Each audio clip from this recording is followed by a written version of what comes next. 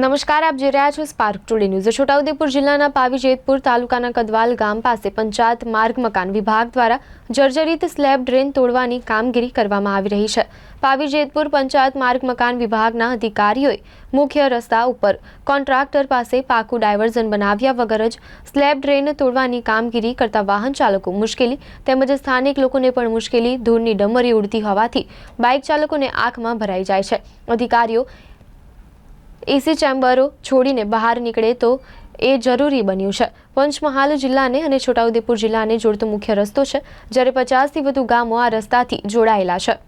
લાખો રૂપિયાના ખર્ચે સ્લેબ ડ્રેન બનાવવા માટે સરકારે ગ્રાન્ટ મંજૂર કરી એસ્ટિમેટમાં ડાયવર્ઝન પહેલા બનાવવાનું હોય છે, પછી કામગીરી શરૂ કરવાની હોય છે। જે ડાયવર્ઝન બનાવવામાં આવ્યું છે તે માટી કામ કરી અને ડાયવર્ઝન શરૂ કરી દેવામાં આવ્યું, પરંતુ ડાયવર્ઝન ઉપર 3 જેટલા વળાંક અને સાંકડો રસ્તો છે, ત્યારે ખાડાવાળા ડાયવર્ઝનમાં 2 વાહનો એકસાથે નીકળી શકે તેમ નથી।